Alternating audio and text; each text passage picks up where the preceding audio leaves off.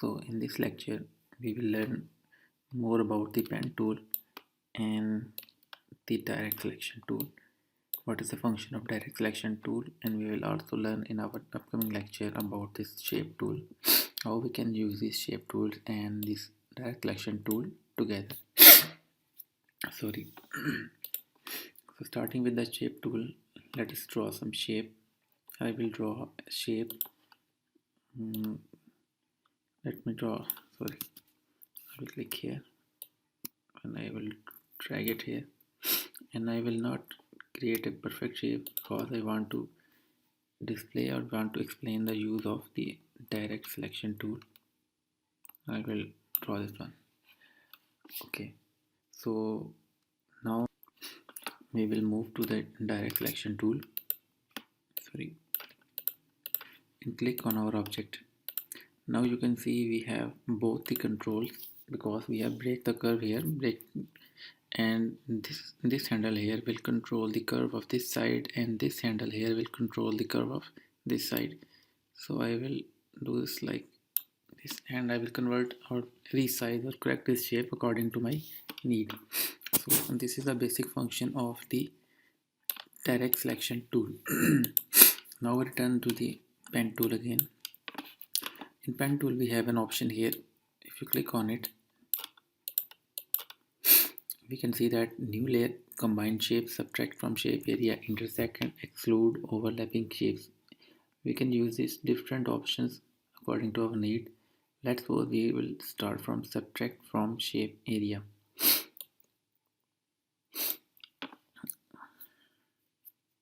Sorry, pen tool, click, okay,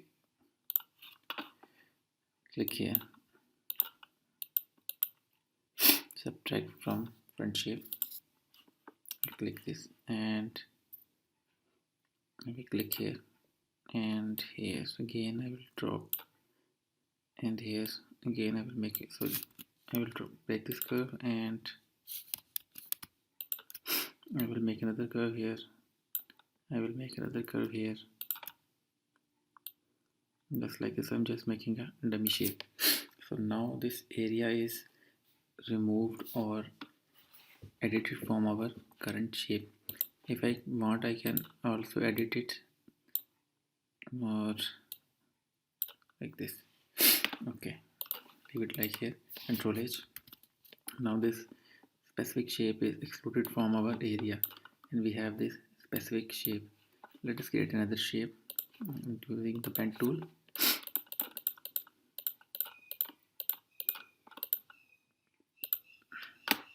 So I created this shape and I want to remove another area from here. So what will I do? I will just click here, select subtract from front shape, and just start clicking the area I want to remove from this shape and that area will be removed from this shape. So that is the subtract or remove. By using this method you can also add, intersect and delete the area from your objects or vector graphics. So that's it for today. Thank you. So in this lecture we are going to learn about this shape tool, in which we will learn about the rectangle tool, the rounded rectangle tool, the ellipse tool, the polygon, line and custom shape tool. So starting with the rectangle tool, as the name suggests, it is only used to draw rectangles, but these rectangles can be converted into banners, strips, buttons, shapes according to your need. We will discuss it later in our upcoming lectures. Sorry, I got some flu, so bear with me. Okay, the next tool is a rounded rectangle tool. In rounded rectangle tool you have to notice that the main thing we have to concern about is the radius. The radius will define the roundness of the rectangle. Let's suppose if I set the radius of 21, you can see the edges here, and now I will change it to, let's suppose, 70, and now the rectangle has more radius and on its diameter, sorry, edges.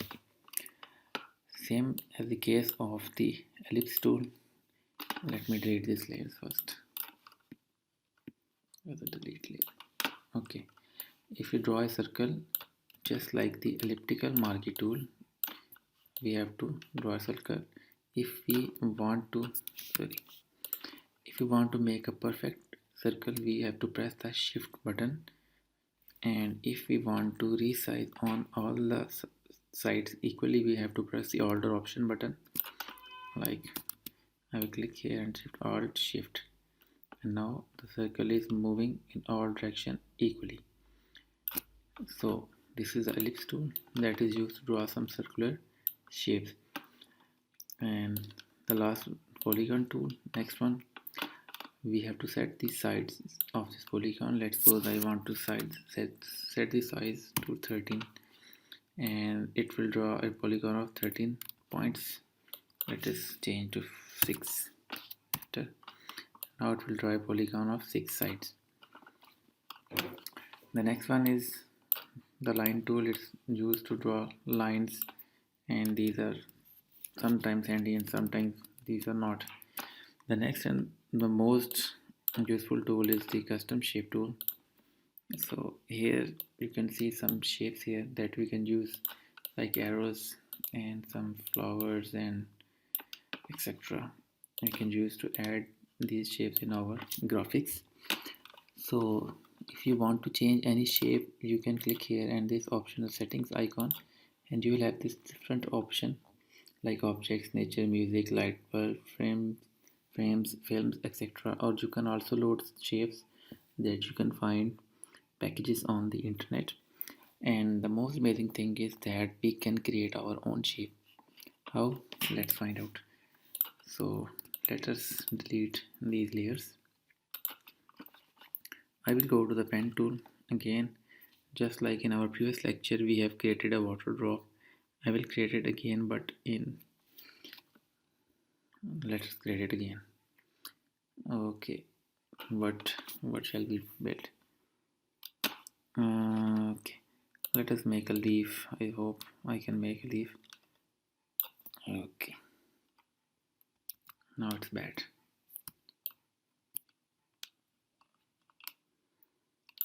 Okay, and Alt and Option, and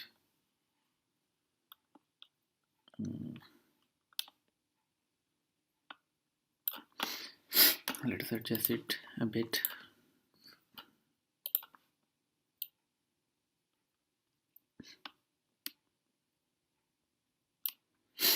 I think I am happy with this. So let's say that we have created this shape as a leaf, and we will consider it as a leaf. So what we will do now, we will click on the edit menu, and here's the option that define custom shape. We can also use this as a pattern, and we can also use this as a brush preset. This means that we can use this as a custom brush option.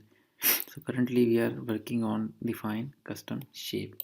So I will click here. I will select another shape, whatever name you want to. So select the shape tool, click here, and here I created the first one, water drop, and now it's another shape, and I can click on it. Let me delete this layer. Okay. Now I can use the shape layer to draw custom shapes as many times as I want. This is the feature of the shapes tool in Adobe Photoshop. As for the brush preset, let us delete this one. Delete layers. I will go again and pen tool and draw something fishy here, and it will take this curve here and go inside like this one. I think I will go with this. Let us make this unusual shape. Okay, so just click on edit and define brush preset, and I have to give the name for the brush, something I don't know. Okay, Now we'll go to the brush tool and create a new layer. Control Shift N or Command Shift N, and the brush tool will already showing this option, the brush. I just have to click on it and the brush will paste this layer. This is the power of the pen tool, that you can create any shape of your I mean any shape that you want. You can make some flowers, you can make some leaves, and just convert it into rasterize objects, or just click on the edit option and select the brush preset option and it will convert it into brush. So that is for today's lecture. Thank you very much. So in which we will cover about all these tools along with their advanced options. So first off, here is the layers. You have to understand the layer panel, how the layers work and how you can make them work according to your needs. So let me delete it. Delete. Here's a delete layer. So what is a layer? Layer is a layer on another layer. So if I create this rectangle, let me clear it red, and I'll create a circle on it and I will color it black. Now this circle is above this red layer. So if we want this circle to be behind this red layer, we just have to drag it down. Now the circle is behind this rectangle layer. So this is how this layer work, and you have to understand that what object you want to place on the top and what object you want to place on the bottom. Next is the visibility option, that which object you want to be visible or hidden. So clicking on this eye icon, you can make it visible or hidden. Next one is the opacity, that you can control how opaque or transparent your object will look. If any layer, by default the background layer is locked, you have to double click on it to unlock it. You can again lock it by pressing this lock key. And the next option is just like this. If I create a circle here with the help of marquee tool and fill it with a color, okay, why, okay, I have to create a new layer. Command Shift N, okay, Control, sorry, I will choose another any other color, like the blue one. Okay, so the difference between this layer, the layer 1, and the ellipse layer is that it has vector graphics that is showing some path around this layer. This means that this layer is a vector layer that is made using some paths, and this layer is a rasterized layer, that is a flat layer. So we cannot apply, let's suppose I want to apply gradients to it, and I can easily apply this gradient on this layer. I am not being restricted to applying gradient, but when I select the ellipse tool, the gradient option is disabled on this tool, sorry, is this layer. So if I want to apply gradient on this layer, either I have to double click it and select the layer style blending options, or what I can do is right click on it and select the rasterize layer option, so that it will convert itself into a 2D graphic rather than the raster graphic. Now if I want to color on it or make some rendering on it, just have to command click or control click on it, so the marching ants will light up. Select the gradient tool and apply the gradient, and the gradient will now apply on it. Same is the case with the layer 1. I have to control click on it, select a different gradient, and I can apply on it. So this is the main functionality of layers. Also, if you want to merge two layers, like I want to merge the ellipse tool and the rectangle tool together, so I will move the ellipse tool here and I will select these two layers by clicking control click or shift click, right click on it, no sorry, click it and select control or command E, or select layer and merge layers, command E or control E option. The option merge visible will merge all the layers that are currently visible on the layers panel. The layers that are not visible will not be merged. So we will use the key that is command plus E or control E on PC, and it will merge these two layers together. Another difference between merge and group, you can also make groups of different layers. Again, I will select these two layers and press Ctrl G on the keyboard or Command G on the Mac, or I can right click on it and group these. Here's the group option. Group from layers. I have named the group BRETTY. Okay, and it will group it. So this is the layer option, and you have to understand the layers before we jump into our next lecture, that is advanced techniques using all the tools that we have learned till now. So that's it for today. Thank you very much. So in this lecture we are jumping into our advanced options in Adobe Photoshop. So the first option here is the arrays. Arrays are symmetrical or aligned copies of something in a specific direction. So let us demonstrate the use of array so you can learn better what we are going to learn. So the delete layer. Okay, so for arrays, let's suppose I am creating elliptical marquee tool and circle. Here I am filling this circle with the color. Okay,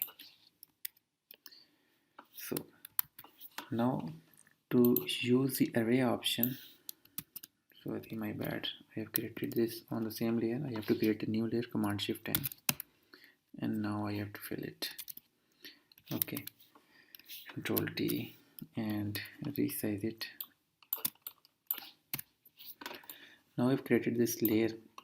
What I have to do is make sure that the layer, this layer is selected, and press Ctrl Alt T or Command Option T on the Mac. Now just move this pointer to the middle of the screen and slightly rotate this object, and you notice that it is making a copy of this object.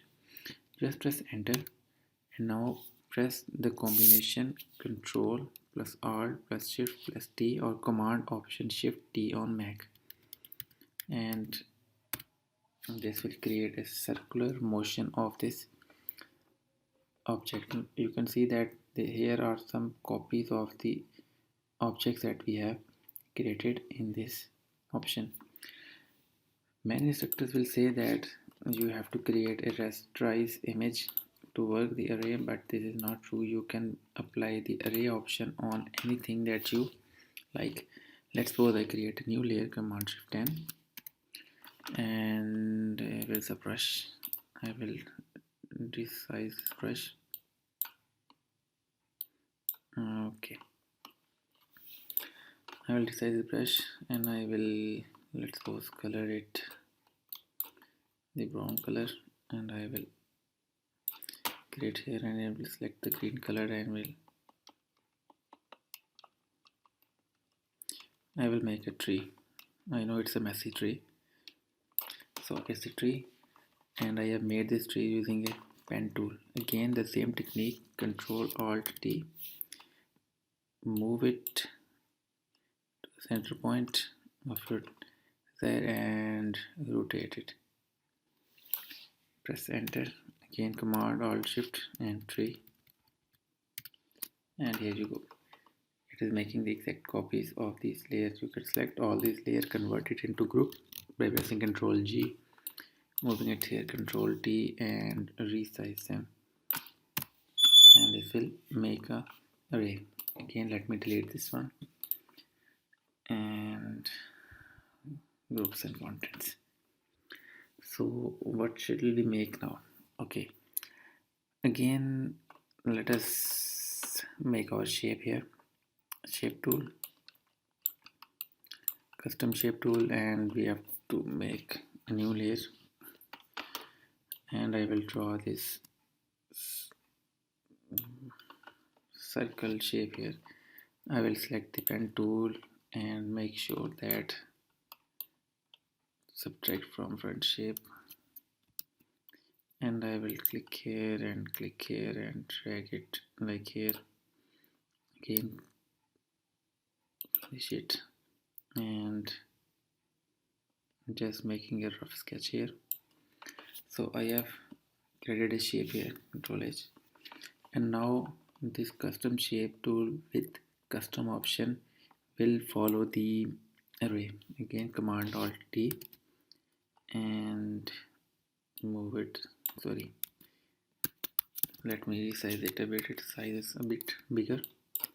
Okay, Control Alt T, move the snap point to the center of the document, move the slider a bit here, press enter, Control Alt Shift and T,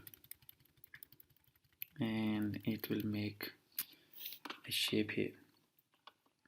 So you can see all these vector shapes here because they are showing the paths. Control here, and now I am going to join them. Control E and right click and rasterize layer. Now I'm going to rasterize it. Now I have a raster image. Control T and resize it. Now another interesting thing is that you can also make the array follow some additional options. Like if I press Control Alt and T, again I will drag the slider to down here, and when I move it here I can also resize it like this one, and okay, I'm going happy with this, and press enter. Now when you press Control Alt Shift or Command Option Shift plus T, it will also follow the motion and the resizing option that you have done. So you can see it has made a pattern. I will again select all these patterns by pressing Shift and now Command E. It is also now converted into an object. Let me rotate it like this one. Command T, resize it. Now again I will make some arrays out of this one. Command Alt T, the option will go down here, this option will go down here,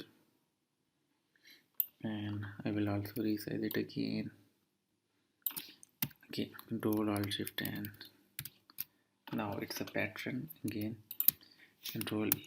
So this, by this, using this technique, you can do many things that is not limited but depends on your thought. Again you can apply control click. You can apply some gradients on this one if you want any gradient from here, like this rainbow one. Here you go. It doesn't affect what do you like to apply on this one. So this array, the first advanced topics of our lecture, Photoshop training from 0 to Pro, and we will continue making some objects, like we will make a monitor, an LCD, a hard disk, some diagonal objects, icons, iPhone or iOS UI elements, and many other things. So stay with us and do like our channel on Udemy, and ask your friend also to enroll in this subject. Thank you very much. So in this lecture we will learn about the perspective views of our shapes and how can we achieve this. So let's start. I will start by drawing or creating a rectangle on the screen. After creating this rectangle, you can go to the select tool and press the command T or control T on the keyboard. Now press command alt and shift or control alt shift on Windows and click on any corner and drag it inside. And now you can see that this object is acting as it is laid down. So let us undo it. Now what else we can do, again I will press the control T key or command T, press alt and shift, control alt shift, and this time I will do it right here. Now it is doing in this perspective way. So by this you can achieve, if you want to make some mock-up or something you want to be displayed on here and write text here, or something will be displayed here and this shadow is going here, all these things can be achieved by using this. We will make some objects, I think so, yes, we will create some objects with this technique in our upcoming lectures for sure. Like we will create a hard disk or we will create a Mac, yes, but wait for our upcoming lectures. So one more technique that I am going to share with you. Let me undo this. Let's suppose we have this rectangle, and now the function of transformation we are going to apply here, and we will learn a new thing regarding the filters. So let me make a copy of this layer, right click and duplicate layer. Okay, now the rectangle one is behind and rectangle one copy is up. I will change its color to black, and for the time being I am going to turn it off. Okay, now convert this rectangle to rasterize or rasterize this layer. Now this is a raster graphic. So what we want to do is just turn the upper layer on, select the rectangle one, press command T or control T and just slightly move this. Okay, we don't want to move it out from here or here or here. Okay, so I have dragged this layer. Let me resize. Okay, now go to filter, blur, and apply a Gaussian blur on it. What does the Gaussian blur do? It will blur this layer behind this rectangle layer. I will create the blur. Okay, now there's a blur behind this rectangle. So what is the function of this, all this thing that we are doing? Now go to the edit menu, select transform and select warp. Now the warp tool is on, just drag it inside like this one and like this one, and okay, I don't want any shadow to be coming out from here or from here or from here. I'm just going to get all these shadows inside. Same from here. Here you go. Okay, now the shadow is out. Press enter and decrease its opacity a bit.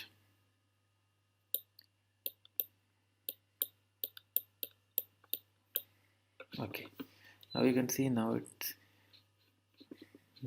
it is what you can say, mimicking that it has been slightly curved, but it is not actually curved. It is only a flat rectangle with some special effects applied on it.